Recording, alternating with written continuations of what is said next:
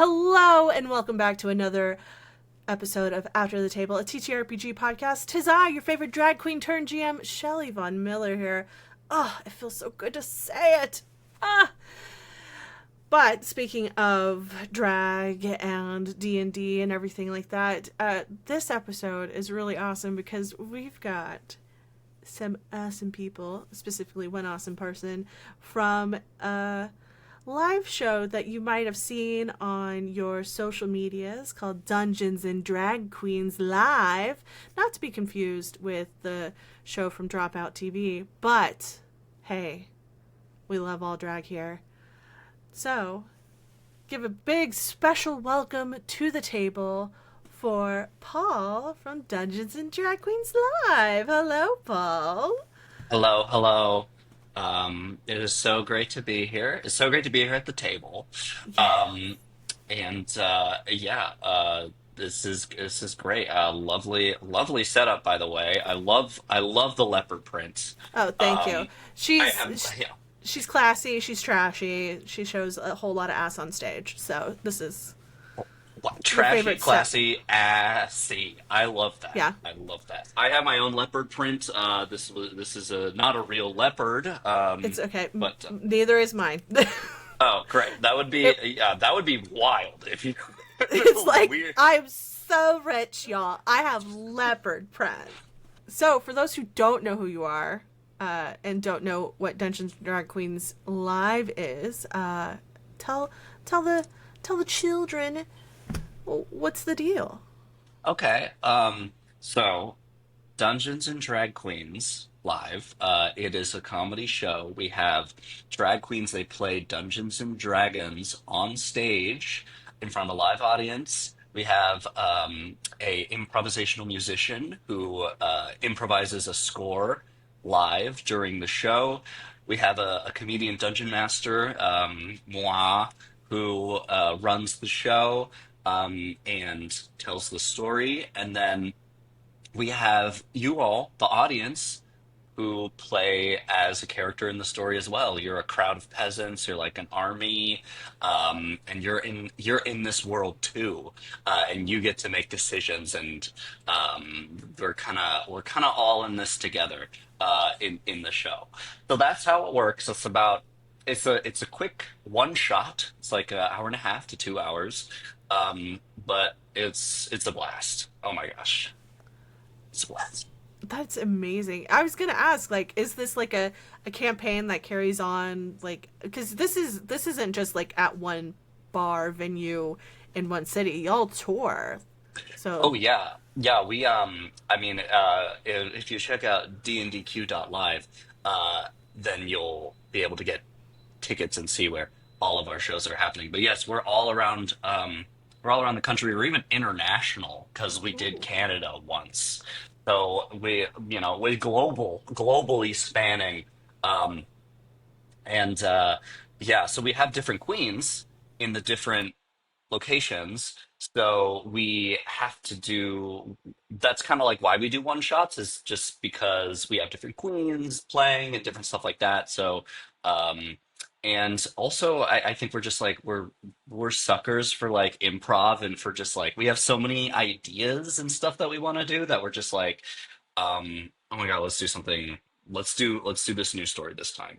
Um, that's how we feel. But the queens will be playing as characters, and those characters are consistent throughout the one shots. So sometimes they actually do have history that they carry over.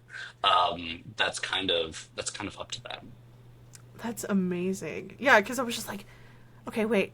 So is it the same queens that go from city to city? But I like the fact that you bring in like some of the local talent Mm, and just, and I mean they have a built-in audience, so hopefully their audience comes with them to yeah, for these sure. things. I mean, that definitely like they provide some local draw. Usually, like their sensibilities as drag artists are more kind of finger on the pulse for like the local scene. So you can get kind of like that, like the perspective of the local scene as well, in just terms of like the aesthetics and artistic preferences. We do bring out queens from. We have like some. some queens that we've worked with. Unfortunately, were not able to attend this recording, but they're super funny. We will sometimes like fly them out, some a non-exhaustive list of names like Mamshi, Kylie Mooncakes, Little Peace, Sherry Poppins, Issa Man, Neutral Gina, all of these queens that we've worked with before and are super funny. So sometimes they'll like travel around. And then if we do a gig that's in like a place that like a really big like venue or something like that, we'll sometimes like yeah, bring out people sometimes across the country. Like we've flown out New York queens to Seattle and we've had Seattle queens in New York and vice versa. So So how did this all come about? Like what was the thought process? Cuz it's y'all have been doing this for a couple of years. we're like So, we're a 3-year-old show. oh wow. We're past our terrible twos, and we're in our terrible threes. Hooray. Yeah. Well, let's see. So the way it started was I was a producer at this like local kind of comedy room in Seattle called Jai Thai. It was a bar in the back of a Thai restaurant. Um, and I had a show that I was running called D&D LOL, which was like comedians play Dungeons and Dragons because I'm a comedian. Um, and then we COVID happened, so everything got canceled. And then we came back and we were trying D&D LOL, and I met Issa Man at a gay bar, a 3-tiered gay bar called Our Place. Rest in peace. It's now called Massive, so it's still 3-tiered. So it's been resurrected. But anyway, a tangent. And then we're like, we should do a one-off D&D LOL that's like drag queens, and we'll call it Dungeons and Drag Queens because, of course, that's like the name that I think anyone would arrive at when combining those two concepts. And so we did that, and it had like way, way, way more draw and interest than D&D LOL, especially after the pandemic. Um, and so I I was like, let's do like DnDQ. I mean, this makes the most sense. This seems to be the most fun and has the most energy. So I also brought on uh, Carson, who's now my co-producer. He was the live improvisational musician. Originally, I hired him like as a musician, and then he came into the production team, and so now we like co-produce. Um, and yeah, so it started in the kind of the back of this Thai restaurant. It was like a 60-seat venue. And yeah, now it's all over the country, which is like super cool to see that growth. I will say this right now. I've been able to perform in Seattle. I'm very, very fortunate to have done that. And Seattle will show up for drag shows, and I love that. Oh It's yeah. they love their drag there, and I was like, oh damn, y'all are cool. I can't remember where I performed, but it was in 2019, so it was a while Hmm. ago. Yeah, I think there was I want to say I think there was a Seattle Times article about like the drag scene in Seattle and how it's like one of the healthiest in like the country is and like the drag queens are paid the most. Mm-hmm. Um like yeah, around the nation, which is super cool. And so I think that that's like definitely played a role in like the show being able to kind of grow and be nurtured was because of that like local support.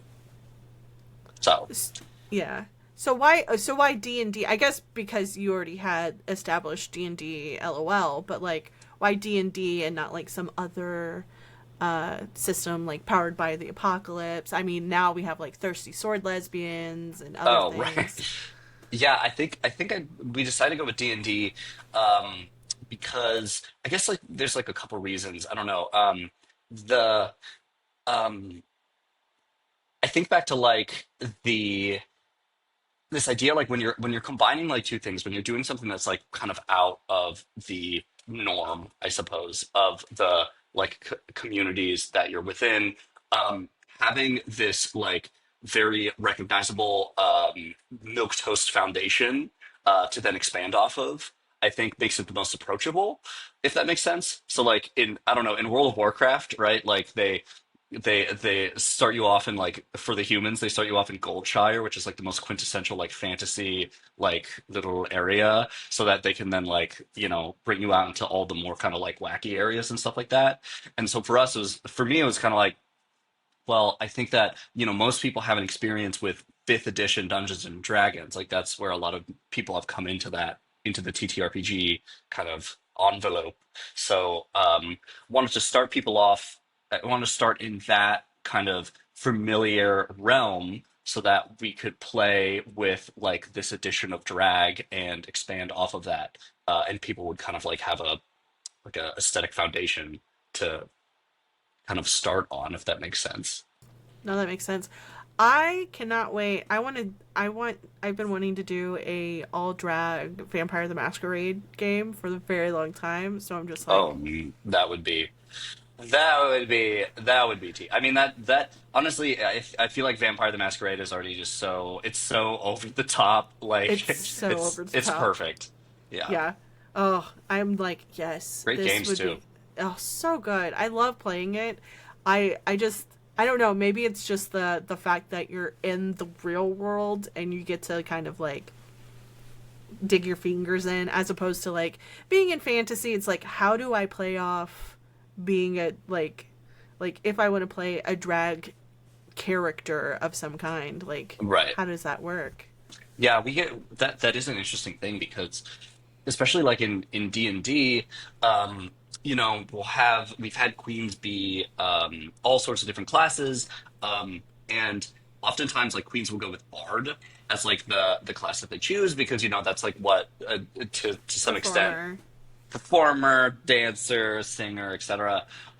But then it can be kind of like, yeah, it can be kind of not, it can be kind of interesting because sometimes like Bard isn't actually the most interesting choice to go with, just as a class because like you're already kind of a bard, like you're already inhabiting a bard, and having like when you add like I don't know barbarian or fighter or like major warlock onto that, then now you're like a bard plus barbarian plus fighter plus warlock and stuff like that. So I think that in D&D specifically, there is that like because you can't obviously be within the real world as a drag queen within that fantasy. You're kind of constricted from actually being the bard in a way. You kind of have to like I don't know. I think that there's kind of like a weird pressure that like moves people out of being a bard that I've noticed when we've done the game. So yeah, I mean, TLDR, that makes sense. That Yeah. reads to me. Um, that would be more fun. I guess you could do uh oh shoot you could do what is the dystopian cyberpunk TTRPG that's super popular and takes place in Seattle, Shadowrun. Yeah, you Yeah, could do Shadowrun. Shadowrun. And then you could actually like if you lived in Seattle you could literally be like I'm in Seattle, this is my address, 321 Northeast 44th. That's not a real address, or maybe it is, but maybe I just doxed a Don't random go to that person. I'm so address, sorry. Don't go people. to that address. Whatever you do, don't go to that address. There are Go to bad your local drag people bar. there. Tip your Yeah, queens. exactly. There you go. Yeah, I'll give the address of Queer Bar at the end. Um, Exactly.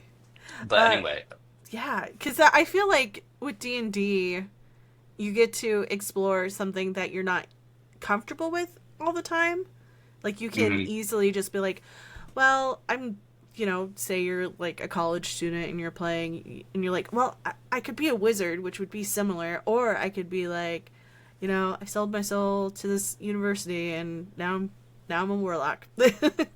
Like yeah, I let me think of something else. Like getting comfortable. Also, spellcasters for a first time D&D character, don't recommend. I do not recommend.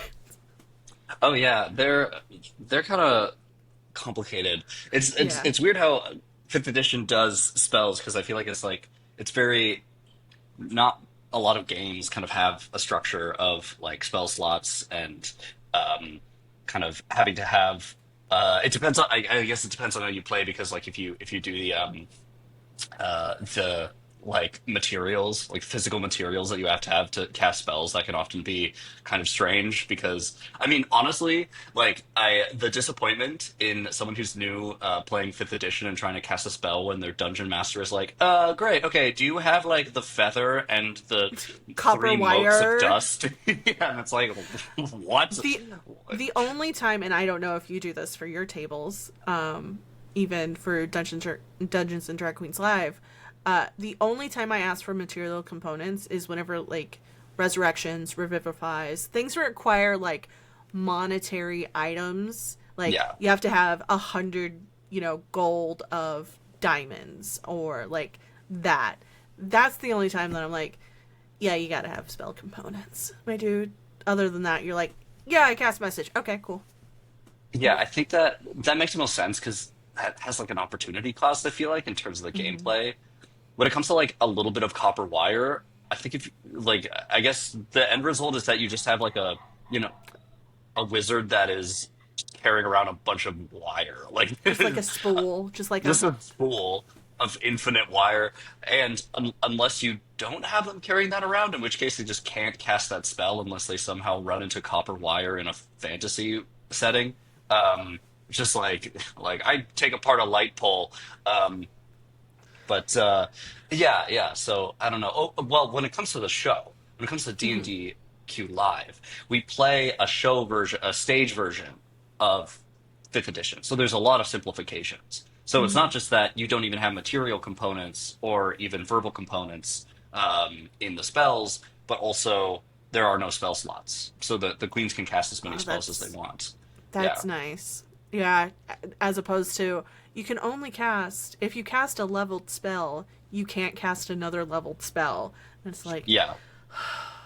It is that keeping track of the so, tiers keeping track of so the tiers much. causes a lot of tears. I think the I another thing is like I feel like in a normal D&D session, right? When you have you can like regenerate your spell slots with a long rest, but in DnDQ Live because we're going so fast like through the story because we only have like 2 hours to tell this whole kind of like beginning middle end.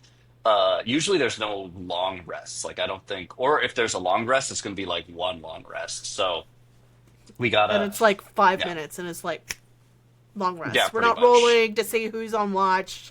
It's like, hey, by the way, we're taking a quick bios break. Y'all go get drinks from the bar. Like, let's go. Yeah, I guess the That's it. intermission is kind of a long rest. That's actually a good point. Maybe we should just phrase the intermission as a long rest. That'd be Yeah. tea. There That's you go. yeah. Um, the we have done roll to see who's on watch before. Hmm. As a mechanic, it's very very funny. I love that. That's one of my favorite D&D mechanics. Is actually who's on watch. It's just such a like. It's such a dramatic setup. I don't know. I yeah. Give me a perception check. Okay. 16. All right. Yeah, that's cool. Nothing happens. And they're like, what the. What? Or like, you Yeah. make them roll. I have my players for my games, I have them roll on like a d20 table, and I'm like, okay, this is what will happen, and I don't tell them exactly what will happen, but like okay, and it kind of just helps me. One, I am one of those like medium prep DMs. I don't know how. Mm, Well, for you, it's probably different because you have to prepare like lighting. The sound is improv, but like you have to prep a lot of things ahead of time because you're having to do like cues and things like that. But like, I guess what does your prep look like? yeah, so it kind of depends on like where we're at with the show right now. Like we are transitioning towards like a fully improvised um Mm-hmm. story. So I'll write like kind of an intro monologue that sets up the plot. But sometimes that plot setup can just be like, the queens are in like a mercenary keep, and then there's like a huge crowd of peasants that have arrived at the keep, and they're knocking on the door. And the crowd of peasants is, of course, the audience. And then we source the what kind of the quest is from the audience, and then we I have like a system where I can like look up images and locations kind of on the fly, so that we can like construct the story as we kind of go along based off audience suggestion, which we have found has been really fun. It definitely like makes the audience feel more kind of engaged and more like they're driving the story as opposed to something that's more pre-written. Um, and also, I just like I feel like I haven't seen that like done live before, like just a fully like improvised like D&D session. Like I think that's kind of cool, like with items and NPCs and everything like that. Um, so the that's nice in the sense that it reduces the amount of like writing prep that I have to do.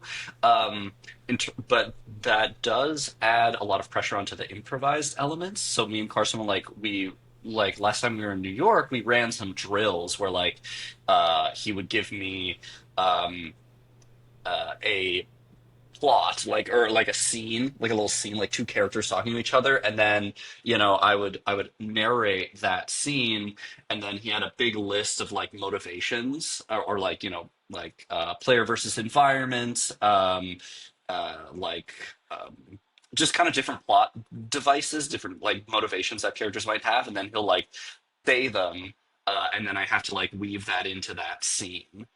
So like now the scene is about like trying to um, get revenge on someone who has wronged your family or something like that.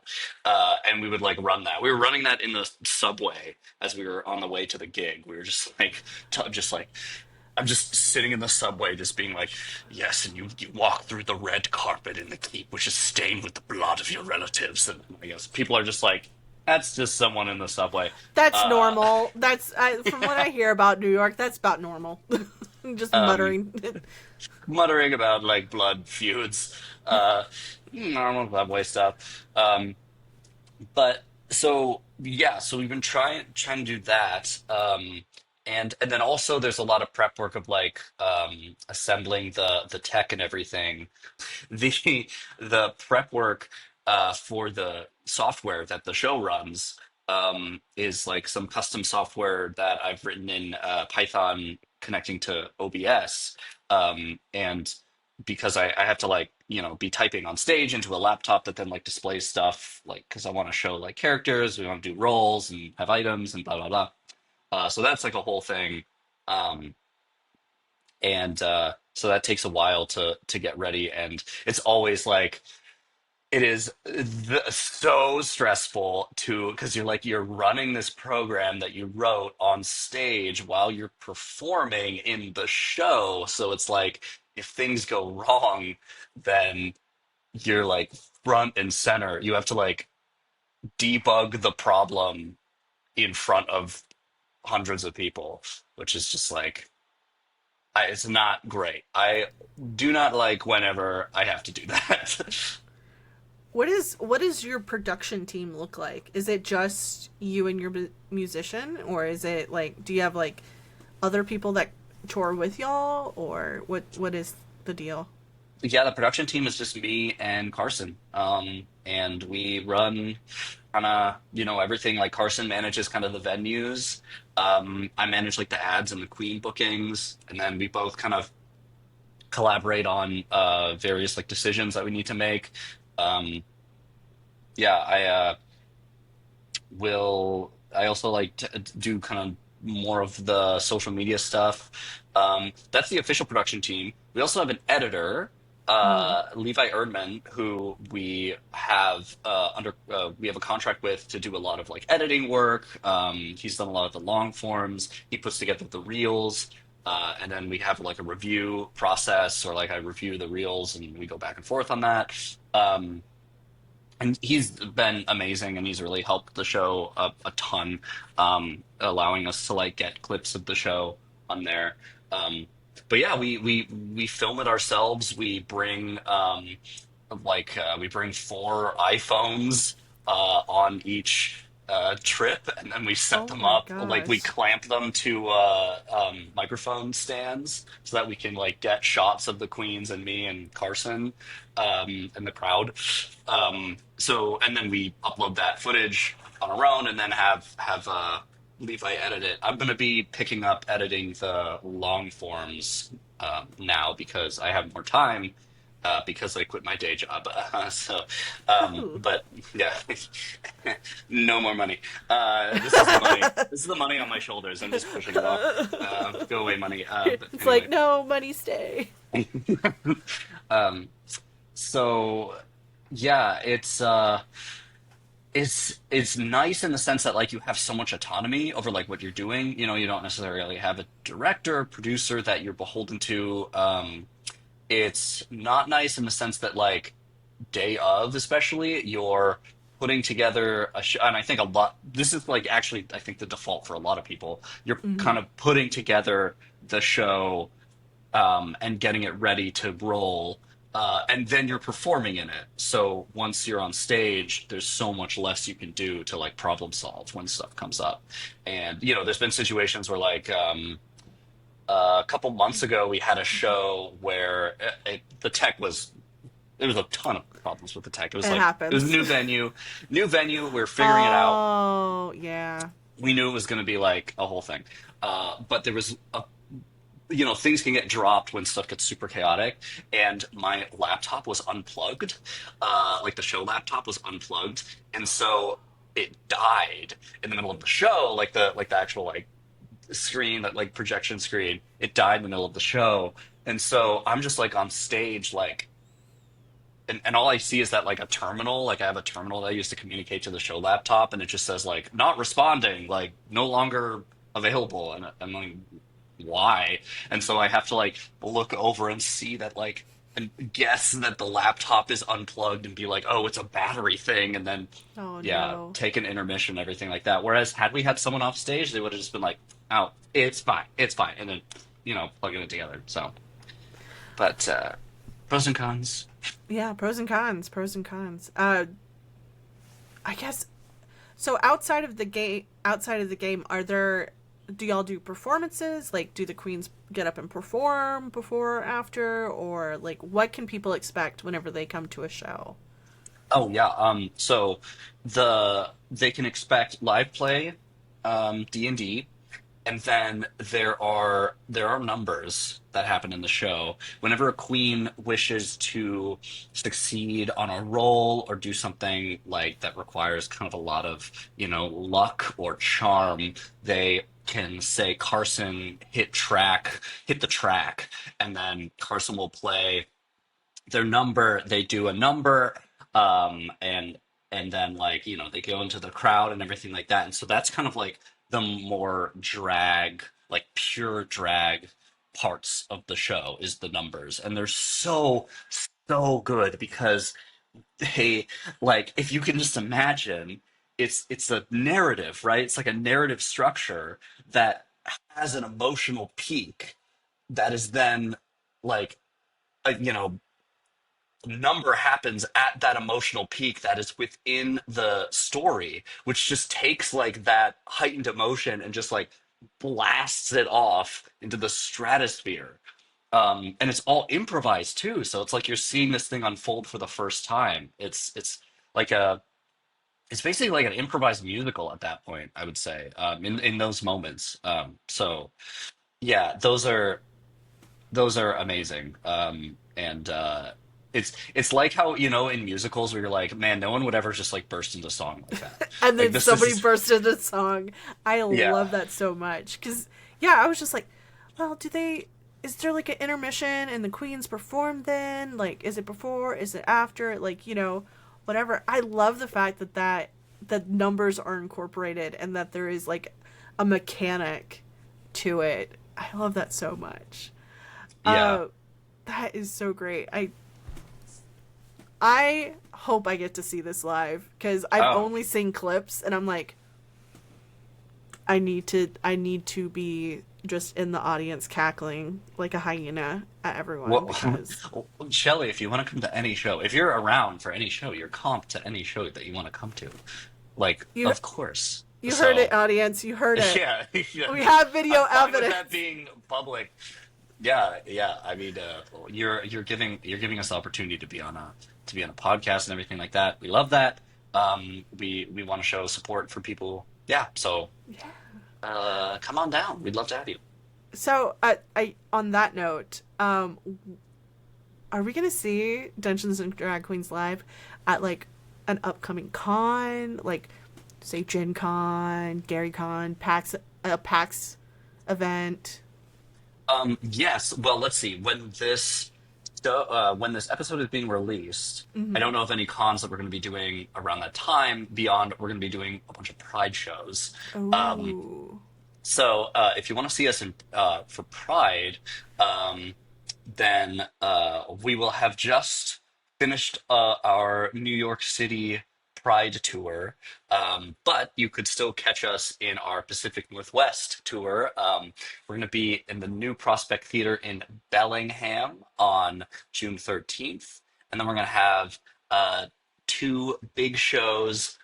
One in Portland at the Star Theater on June 21st, and then one at the main stage Crocodile in Seattle on June 28th. And we have some amazing queens planned for those shows, and those are some of the biggest shows of the year. So we're really excited for those, and they're gonna be amazing. In terms of when we're recording this, we actually recently just got confirmation that we will be doing DreamHack. I don't know if you're familiar. It's like the yes, esports tournament. yeah. Yeah, we're going to be on the main stage in DreamHack for their Dallas show on the weekend of the 24th of May. I Um, okay, then I have to come back up to DFW. I'm in Houston. I started drag in DFW, and that means you've been talking to Jenny over. She does all the drag shows yes, for yes. DreamHack. Hmm. I love Jenny so much. By the way, Jenny heads up because I do Twitch streaming as well. Jenny heads up the TwitchCon drag shows for both Oh, cool. EU and North America. So we love Jenny in this house. By the way, we love her so Yes. much. Yeah, well, I mean, yeah, DreamHack, just talking to them, they've been super, super supportive, really nice, really communicative. So far, yeah, I mean, we're pumped, and that show's gonna be, we're gonna blow that show. I can't wait. By the way, love that, and you'll have to come out to like the DFW scene because Hmm. it's lit. It's lit. I love that. If I had the motivation to move back to DFW, I would. Just because I love the scene up there. I love the scene in Houston, don't get me wrong, but like I don't know. I have a Okay, special it has a special place in my heart. Um well, that's okay. Yeah, that's super cool. We love to yeah. we we should chat offline about venues and queens and stuff because yeah, we'd love to take the show wherever people are interested in seeing it. Um, and yeah, we sometimes, I feel like, especially with drag, especially with maybe this is just the case with all sort of like kind of indie performance in general. It's all about like who you know and like knowing those venues and having like the connection within those venues. But, like oftentimes like the big name venues and stuff like that, they're just gonna like fleece you, or they're gonna be really hard to get in, and so you got to find those like, independent like places that kind of are they're on Google Maps, but they're slightly off the radar, and that's where like a lot of the like really mwah stuff can happen Oh in yeah. a price range that's acceptable for us. Of course, of Yeah, course. Of course. but Well, okay. Okay, I have to ask the question. Y'all came first before Dungeons and Drag Queens Live and also 20 Sided Tavern. How does it feel to see live performances and drag queens with Dungeons and Dragons happening in the community? Oh, I think it's great. Like, I'm definitely a huge fan of like what Dimension 20 is doing with Dungeons and Drag Queens. I mean, I think that they're like, yeah, really, it's super high production value, incredibly talented cast, a great way to like bring drag and D&D into the mainstream, which I think is like super important. Um, Dimension 20 asked us whether they could use the name Dungeons and Drag Queens to do their show, and I said yes because I feel like the I want there to almost be like a genre of show called Dungeons and Drag Queens. Like I want this to be like a thing that everyone can kind of like participate in. I don't really like gatekeeping and exclusivity. Despite it often being like the business decision, the correct business decision. I'm like, I don't know. We have so little time on this planet to do fun things. So like why limit that for other people? That I don't know. That's kind of how I It's feel the about that. community too. If you're gonna be freaking gatekeeping the queer community, then maybe you shouldn't be part of the queer. Not you, but like gatekeepers The in the royal you. community, the royal Yes. you. And it's just Yes. like, look, like we have to stick together. I mean, we're in the United States. For We sure, have, especially now. especially So now. like I mean drag shows could be like illegal soon. So, just They're like we trying. should They we are should trying so hard in Texas. They're like, yeah. look, we want to ban y'all from being just out. I'm like, hey, homie, look, just because you got turned down by a drag queen at a bar one time down on 4th Street in Austin does not mean you can come for all of us, all right? That's in the bill. That's I was it's, just it's like it's in a footnote in the bill. There's this queen. yeah. No, but I love that. And like, yeah, I love the fact that they actually approached y'all and were like, "Hey, can we I use know. this?" They didn't have to. They didn't And have, so it's tight. honestly, they didn't have to. And Mm-mm. I think that really that tells to that company as well. So Yeah, it's just yeah, they're there was there was at the beginning people were accusing us of stealing from them, which was not fun. We had people on social media be like, "I guess you're stealing now," and I'm like, "Wait, shit." what? But that's the internet. Yeah, It's that's the gonna be internet, honestly. it's gonna be wild. Yeah, that's so cool. They are like, I mean, I don't know, like Dimension 20 in general is just pioneering a lot of TTRPG stuff and putting it out to the mainstream. And that's what Hmm. we need. I mean, a rising tide, all ships. Like I Exactly. seriously believe that. So it's exciting. It's exciting to see what's happening. And there's a lot of other shows. There's a lot of shows that actually like are um drag queens playing D&D. I can think of just like I can think of um, there's a show in New York that I believe it either plays at Caveat or it plays at the Soho Playhouse, but it's called Big Naturals with Box of Crayons, people like that. And there's a bunch of other ones. Like you should really check them out. If they're in your community of people of like drag queens, drag kings, any sort of queer people playing D&D. Like if you're into that, like as as like a genre, as like a type of performance that you want to check out. I mean, like everyone should we should support that. We should have people go into that stuff because then it will just like I think then it will combine those communities and it will form like its own kind of like Little genre and network. niche or something. Yeah, yeah, which I think would be really really really healthy, because yeah, I feel like there can be kind of like a mercantile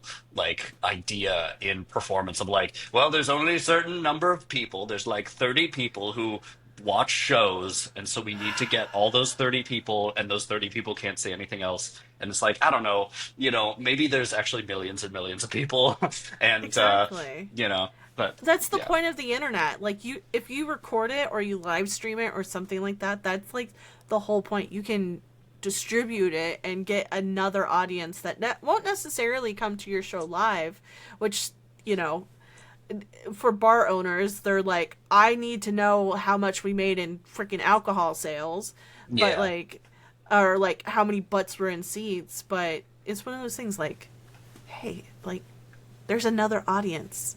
We just got to tap it. I don't know.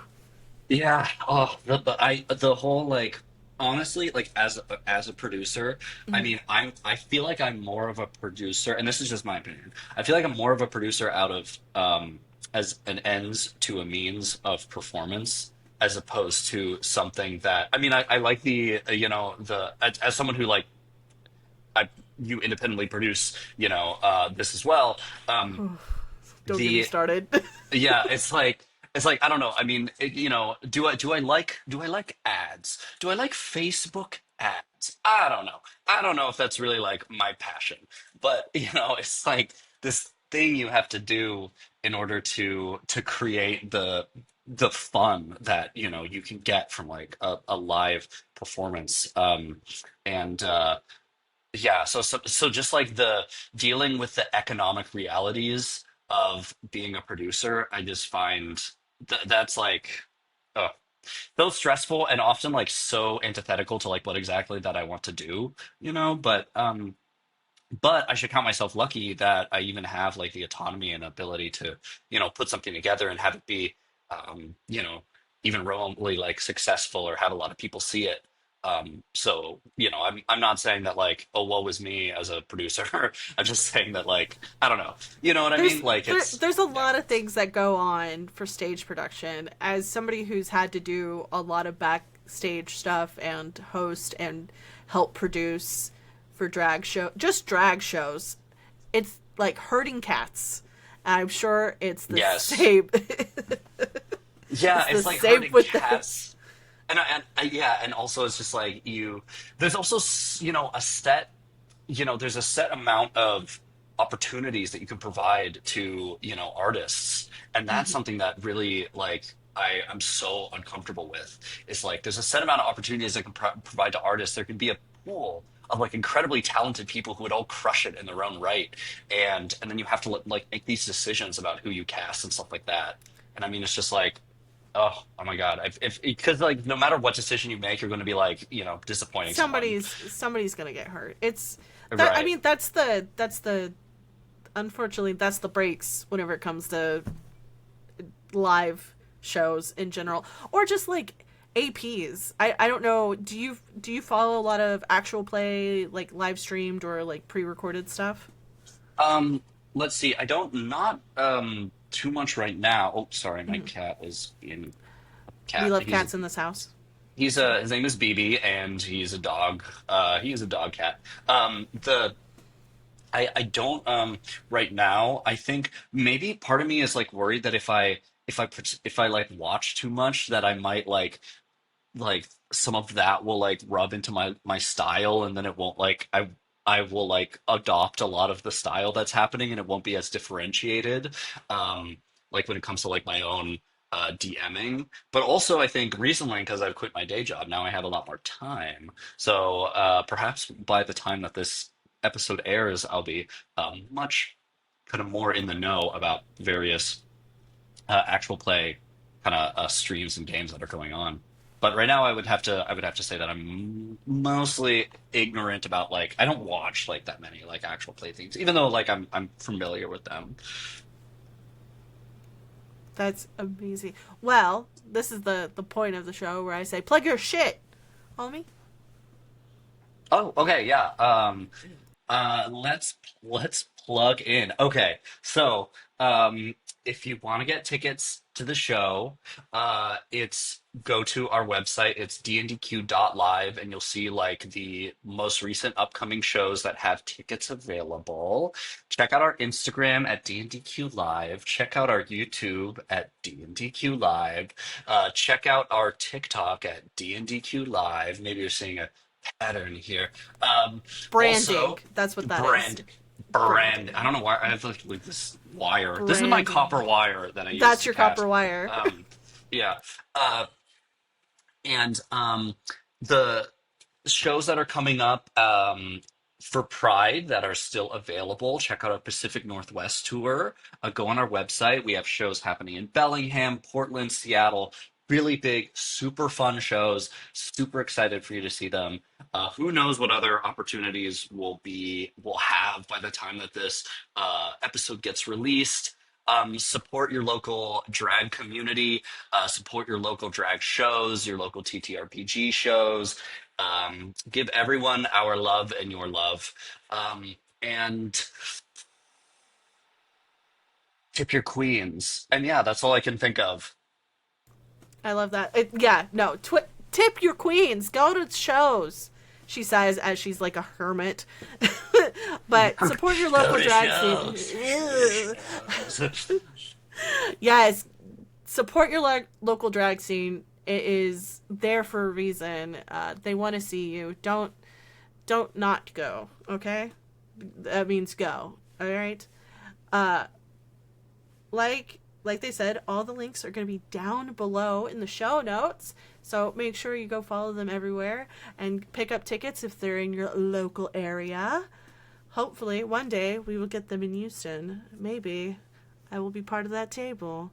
We can only hope. Speaking of me, you can find me everywhere on the internet at Shelly Von Miller, to include Patreon and Fourth Wall memberships where you can get early access to these episodes. Whenever this is coming out, this is towards the end of the season, and I hope you've been liking season 1 of After the Table. It's been a lot. It's been really cool. Yeah, with that being said, I love you very much, and I will see you on the internet. Goodbye!